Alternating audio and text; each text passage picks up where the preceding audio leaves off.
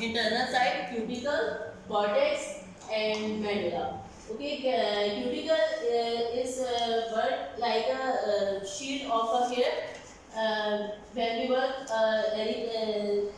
मतलब rebonding or hair color, so we open the pigments of cuticle, and these works on cortex.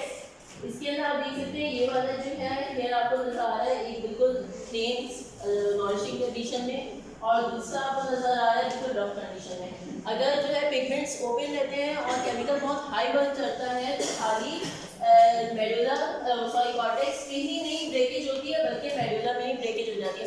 और आप लोग जो देखते होते हैं कि हमारा बाल बाकायदा टूट जाता है, वो क्या होता है कि वो मेडुला तक पहुंच जाता है केमिकल और बहुत ज़्यादा ब्रेकेज कर देता है, वो जो कॉर्टेक्स को खराब करता है, केराटिन इसका रिमूव हो जाता है और पिगमेंट्स भी जो है वो फट जाते हैं। जो पिगमेंट होता है इसके अंदर हमारे बालों के अंदर जो कलर चूज करता है किस कलर को डार्कर जाना है, जैसे हमारे एशियंस होते हैं उनके डार्कर पिगमेंट होती है और जो यूरोपियन होती हैं उनकी लाइटर पिगमेंट होती है।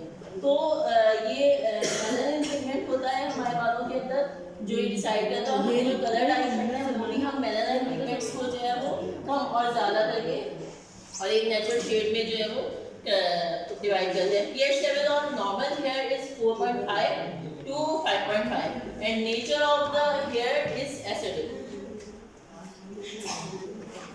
Of the hair growth depend on hair cycle is depend on 3 phases of hair.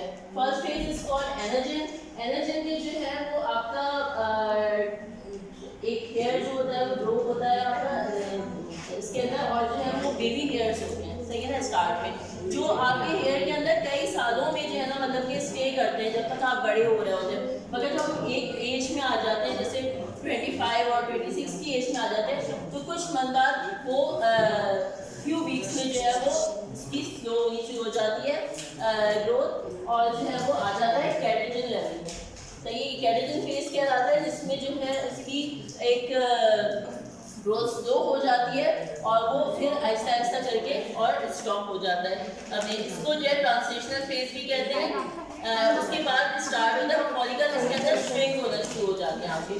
फिर क्या होता है, फिर आपका थर्ड फेज स्टार्ट होता है टेलोजन, इसको रेस्टिंग फेज भी कहते हैं। ये वाला फेज है इसके अंदर जो है वो आपकी जो एनाजन फेज दोबारा से स्टार्ट होता है। और जो है हेयर ग्रोथ जो होती है वो डिफरेंट पीपल्स में डिफरेंट तरीके से होती है कि आपकी डाइट के ऊपर है कि आप कैसी डाइट ले रहे हैं। आपकी अगर जो है वो एक नॉर्मल एवरेज जो लगाई जाती है तो उसके अंदर एक मंथ के अंदर जो है वो आपकी तकरीबन 1/2 to 1 इंचेस जो है वो ग्रोथ होती है, सही है, एक नॉर्मल पर्सन की जिसकी डाइट सही हो, ठीक ठाक हो।